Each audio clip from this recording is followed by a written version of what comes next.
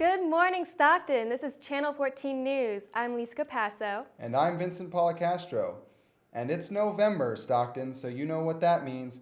No Shave November is back. Let's get a progress report. All right. Last time I shaved was on Saturday, so I got, this is usually I get a little patch on here, and then the little bit of the sideburns.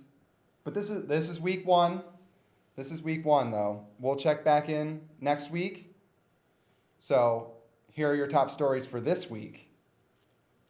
If you're into peace and love, then come on out to Stockton's 60s concert, featuring the Stockton Faculty Band, Barry Bender, and the Peace and Love Museum. This event will happen on Wednesday, November 11th, from 6:30 to 9:30 in the Campus Center Theater.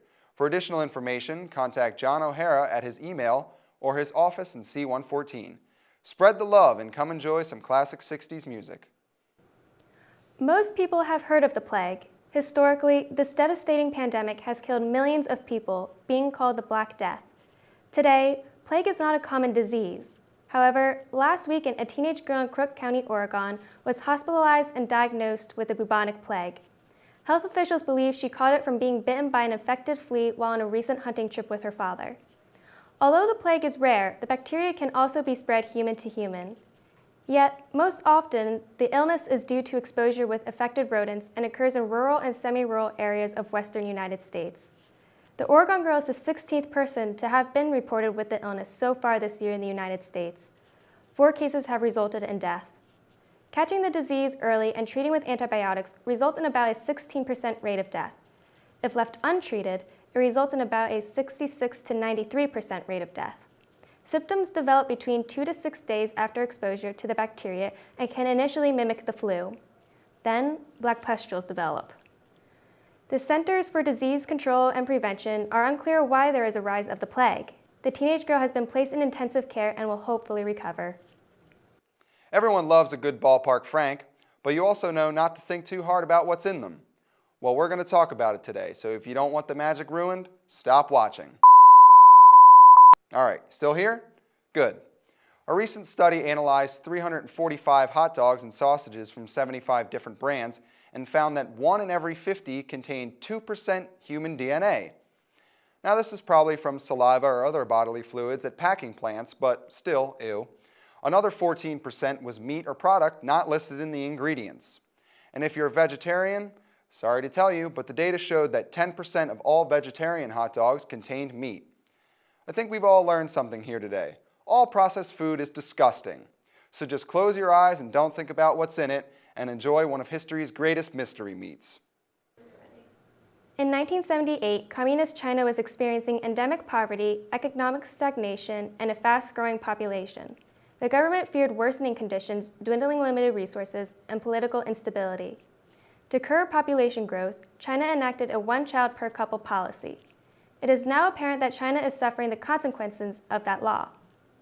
While China has boosted their economy to be the second biggest in the world and has pulled millions of people out of poverty, they now are struggling with an imbalanced ratio of older citizens to younger citizens, as well as with the ratio of boys to girls.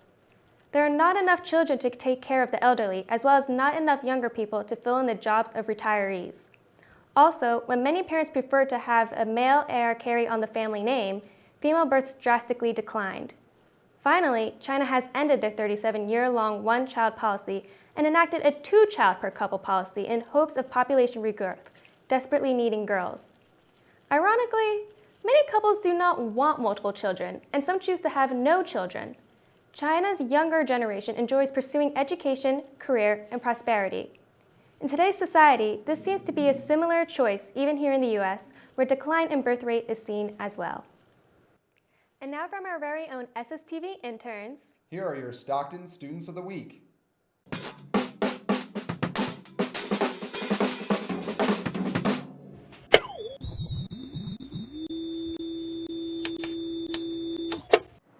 Oh, well, my name's Ike Masseri. I'm Mike Masseri's twin brother. You mind if I pull this chair up? My legs need stretching. I just did a lot of squats. You want to see my legs? I mean, look at these calves. I mean, oh, yeah. Oh, calf raises. What year are you at Stockton?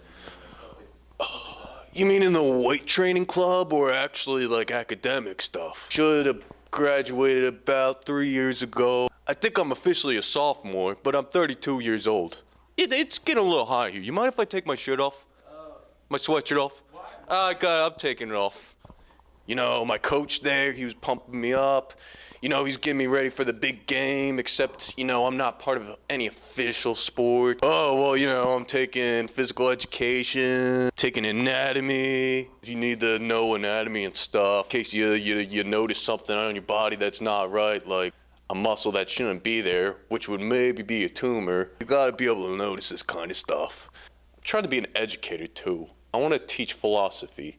My philosophy is the more bench pressing you do, the bigger you're gonna get. Am I talking about weightlifting too much? We're just gonna stop the interview. No, Wait. It's been good. Look. It's been. It's been.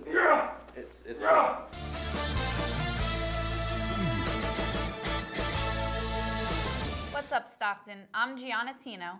And I'm Stella Psomias, and here's your week in sports.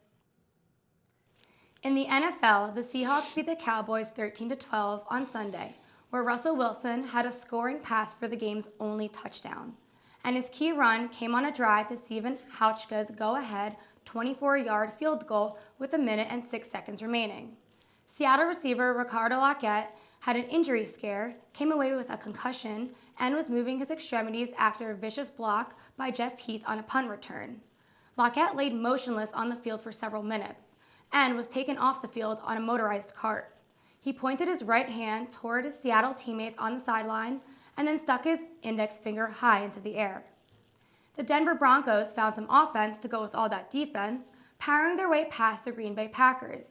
Peyton Manning tied Brett Favre's NFL record with his 186th regular season win, and Denver's defense rattled Aaron Rodgers into one of the worst games of his career in the Broncos' 29-10 victory Sunday night. Rodgers was 14 of 22 for just 77 yards, which was the lowest of his career in a game where he wasn't knocked out by injury. The Saints beat the Giants 52-49. Drew Brees passed for career highs of 511 yards and an NFL record-tying 7 touchdowns, giving the Saints the victory in a game with a record 13 scoring passes. And in Major League Baseball, the Kansas City Royals are world champions for the first time since 1985. Christian Colon's RBI single in the 12th inning capped another in an October-long run of late-inning rallies, and the Royals beat the New York Mets 7-2 to capture the World Series in 5 games. Now here's Gianna with Stockton Sports. 14-4-1, the men's soccer unfortunately lost their last game against Rutgers Camden 0-2. Their first NJAC tournament game will be this Wednesday at 7 p.m. home against Rutgers Camden again. Hopefully the boys can bring home a win this time. Women's soccer finished their regular season with the record of 12-2-7. They played their first NJAC game on Saturday against Kane, beating them 1-0. Their next game is Tuesday at 6 at Rowan. Women's field hockey finished their season with an overall record of 3-14. Although it wasn't a winning record, the girls had a great season. Girls volleyball ended their regular season games with a 28-4 overall record. Their first NJAC game is at home this Thursday. Opponent and time to be announced. Stockton fans have a busy week to support their fellow Ospreys. That's all we have this week in sports. I'm Gianna Tino. And I'm Stella Psomias. Now it's time for the weather report. Hey there, Stockton. I'm Brielle Bazio with your weekly weather forecast. Tuesday is sunny with a few clouds at a high of 71. Wednesday is also sunny at a high of 72. Thursday gets a little cloudy with a chance of showers at a high of 70. Friday has periods of sun at a high of 74. The rain comes back on Saturday at a high of 68 and cools off into Sunday at 55. Monday is also cloudy at a high of 59. Enjoy the sun while it lasts, Stockton. Now here's Sam Rubenstein with Stocktainment. Good day, Stocktonites. My name is Sam Rubenstein, and this is another segment of Stocktainment. Not only that, it's a special Christmas episode of Stocktainment because it's Christmas now. Like, oh, I love Christmas. We've got Santa Claus. We've got all. What? What do you mean it's only November? But What do you mean it's too early to be celebrating Christmas? Halloween was 2 days ago. It's Christmas time now. What do you mean I'm Jewish and I can't celebrate this holiday? Oh my God, no. I had Christmas movies to review. We're going to review them anyway, okay? So, first off, let's take a look at the new comedy starring Seth Rogen and the other people Seth Rogen is just kind of being Seth Rogen with. It's the movie The Night Before, which is the story of three men enjoying Christmas the same way we all do, you know? By doing drugs, getting drunk, running around New York City, and causing mischief. Here's a clip. I have a present for you. We're going to the best Christmas party in New York City. So that gives us several hours to hit as many traditions as possible. To the end of an era. I think the cocaine and the mushrooms are reacting poorly. You look insane. Only your right eye is working. Do I look weird now? Yes, you look weird. Still weird. Weirder. All right, so yeah, that's pretty much the entire movie right there. The Night Before comes out on November 20th. All right, our next movie is the new original comedy by... Oh my God, no. By Adam Sandler.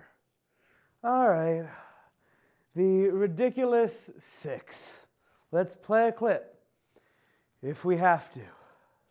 Apparently, there's some new gang out there robbing everybody blind. Half the lawmen in the West are already looking for us. You know which way them there ridiculous six rode off to? This is gonna be so much fun. No. If Frank Stockburn is your father, raise your hand. Huh? Oh, dang! Okay. So that's a thing. I don't know. I don't really have anything to say about that movie. It's Adam Sandler doing his thing. The Ridiculous Six comes straight to Netflix on December 11th. It's on Netflix? Great. It's going to be really easy to ignore this movie. All right, Stocktonites. That was another segment of Stocktainment. My name is Sam Rubenstein. And I wish you a Merry Christmas, I wish you a Merry Christmas, I wish you a Merry Christmas and a Happy Thanksgiving. Thank you. That's your news for this week. I'm Vincent Policastro. And I'm Lise Capasso. Have a great week, Stockton.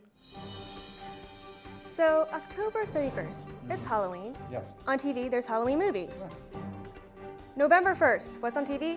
Christmas commercials. Right away, no shame.